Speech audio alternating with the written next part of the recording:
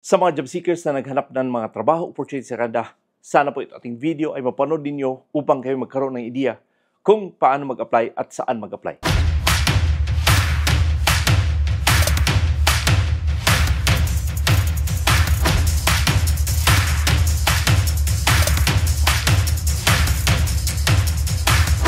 Kabayan, kumusta? Anong balita sa inyo? Sa mga job seekers dyan na naghanap ng mga trabaho dito sa Canada, sana po ay panoorin nyo buo ito ating video upang kayo magkaroon ng ideya dahil ito po ay 18 years old and above, wala pong placement fee, legit po ang agency. Okay? So again, sinasabi ko sa inyo na dito sa pag-apply sa Canada, importante na kayo ay maging competitive. And again, sinasabi ko din sa inyo na kung kayo man ay may time, kayo ay magkuha na ng IELTS or CELPIP dahil yan po ay importante sa pag-apply. Okay? So again, sinasabi sa inyo lagi na kailangan dito sa pag-apply sa Canada, talagang ang inyong resume ay napakaganda. Ang inyong qualification, isulat nyo lahat dyan sa resume ninyo na itong trabaho na to, or for example, kayo ay mga caregiver, sulat nyo ano mga ginagawa nyo. Lagay nyo ang inyong mga certificate. Lagay nyo yung inyong mga achievement. Kung ano bang meron kayong mga training or something. Sulat nyo lahat. Dahil yan po ay napakalaking bagay kung kayo ay nagsusulat sa inyong resume, hindi lang housekeeping, date, for example, Middle East. Walang details kung ano ginagawa nyo. Napakarami pa rin nare-receive kong email na ang resume talaga ay hindi ganun kadetalyado. Ang mga employer, ang mga agency, sila po'y nagbabasa. Hindi po sila manghuhula. Sinasabi ko sa inyo lagi, dahil kung kayo man ay mag-apply sa Canada, importante, detalyado ang inyong mga resume. Dahil ang resume ay siya ang unang representation sa inyong mga sarili. Kasi kung pangit ang resume nyo, hindi mag-move on ang mga agency or ang mga employer para kakontakin. Okay? Dahil sa daming gustong pumasok ng Canada, sa daming qualify, mas pa sa'yo. Kaya nga sinasabi sa inyo na taasan ang inyong qualification upang walang lusot ang mga employer at agency na kayo ay kontakin. Okay? Napakalaking bagay. Sinasabi ko sa inyo. Pero again, nasa sa inyo po yan. Dahil ito pong ginagawa ko, hindi po to para sa akin, hindi po to para sa anak ko, sa asawa ko, dahil andito kami sa Canada. Okay? So, ito po'y para sa inyo. Kung kayo man ay qualify, subukan nyo mag-apply. Okay? So, but ayun guys, ito ating pag-uusapan ngayon ay itong legit agency. Ito po'y nasa Pilipinas. Kung sa mga naghahanap ng mga trabaho sa Pilipinas na papunta ng Canada, subukan nyo puntahan ito. Okay? So, again, tingnan natin yung kanilang website. So, ayun guys, ito po yung Chartreuse Prime na agency. No? Ito po ang agency na kumbaga kayo ay mag-apply dito dahil ito po ay napakagandang opportunity kung kayo man ay qualify sa trabaho. Okay? Again, ito po ay press brake operator. Ito po ay may minimum experience of 5 years experience. Meron kayong $22 to $33 per hour. At ito po ay nasa Quebec. And again, ito po ay babae, lalaki o anumang kasarian nyo, pwede kayo mag-apply dito. At ito po ay 18 years old and above. And again, ito po ay matatapos sa June 14. Okay?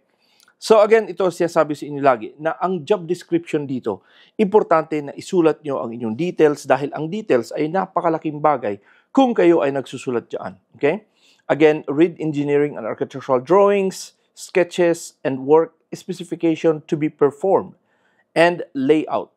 Measure and mark sheet metal according to drawings or templates. Develop pattern to sheet metal using computer-assisted design and drafting, yung CAD software package.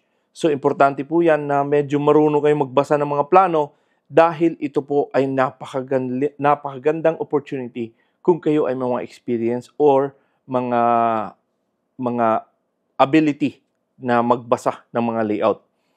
Operate light metalworks machines such as shear, brakes, punches, and drill press, including computer numerical control, yung mga CNC. Equipment to be cut, bend, pinch, drill, shape, or strengthen sheet metal. So, importante po yan na marunong kayo mag-operate ng mga CNC. Kung meron kayong idea sa CNC machining, isulat nyo dyan yung ginagawa nyo sa mga CNC machining ninyo. Dahil makalaking bagay siya na kayo ay nag-expand pa ng details diyan din sa CNC machining. Okay? Aside lang dun sa marunong kayo magbasa ng plano, isulat nyo na know how to read plans. No? Kasi importante po yan.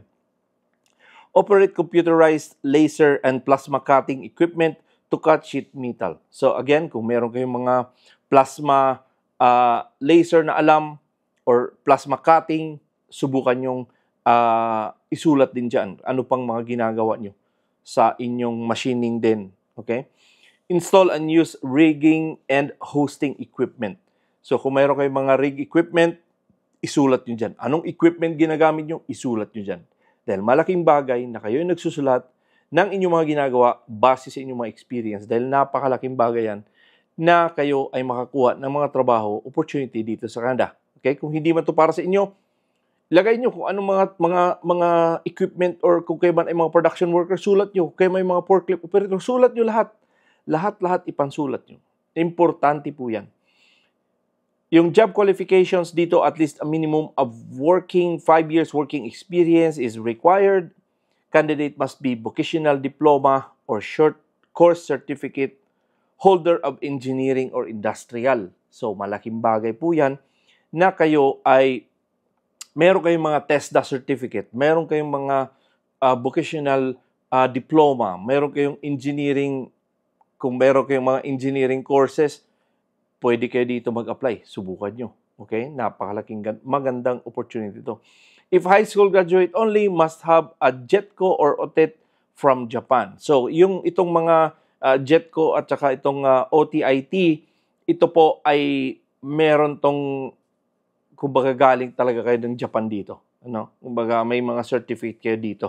Kasi ito ay talagang magandang opportunity ito kung meron kayong certificate ng ganyan.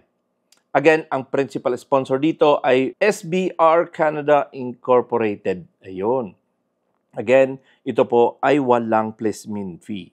So again, sinasabi ko sa inyo na magandang opportunity ito kung kayo man ay qualify sa mga trabaho dito. Okay? So again, sinasabi sa inyo na kung hindi man to para sa inyo na trabaho, maraming opportunity na pwede ninyong applyan. Puntahan nyo yung mga website. Huwag kayong basta-basta magbigay ng pera dahil walang placement fee ang Canada. Sa mga nagtatanong dyan, kung may age limit po ba? Yun na nga, 18 years old and above. Subukan nyo kung kayo man ay mga plus 55 na, plus 60 na nag-a-apply pa rin sa Canada. Ito po ay nasa employer na kung kayo ay matatanggap. At again, sinasabi ko sa inyo, nasa Canada ay wala pong age limit. No? Depende po yan sa employer kung sila ay tatanggap ng mga masyado ng mataas ang edad. And again, mas maganda kung medyo bata-bata pa kayo dito dahil para at least makakakobra kayo ng inyong pension plan. Okay? So again, importante po yan na tayo ay mag-isip ano bang dapat gawin sa Canada, ano bang meron dito. Alam kong maraming papauwiin sa Canada dahil nga sa hindi na yung iba ay pinaparenew ng kanilang LMIA. No? Again, huwag kayo mag-alala dyan sa mayroon pang mga LMIA. Magkuha na kayo ng English test nyo, mag-apply na kayo para at least masubmit nyo sa IRCC ang inyong mga papel. At kung kayo man ay pauwiin or pwede kayong mag-extend while na pinaprocess ang inyong mga papel, importante po yan na ayusin ang inyong mga papel pagdating nyo ng Canada.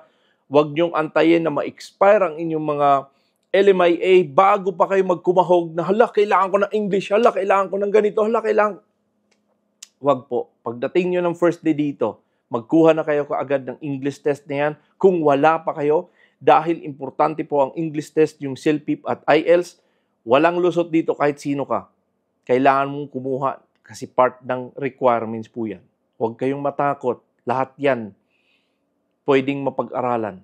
Punta kayo sa YouTube University. Maraming test dyan, maraming mga sample dyan ng IELTS paano magkuha. Again, guys, sabi sa inyo, marami akong mga videos dito. Sana po ipapanood ninyo at tuloy-tuloy nyo lang inyong mga paghahanap ng mga trabaho opportunity sa Canada dahil marami pong trabaho dito na sana po ay magkaroon kayo ng mga idea man lang. Okay? Again, kung hindi po kayo napag-subscribe, sana po i-consider i-like i-subscribe at huwag niyo kalimutan lagi i-click ang notification bell para kayo mauna lagi sa aking mga videos.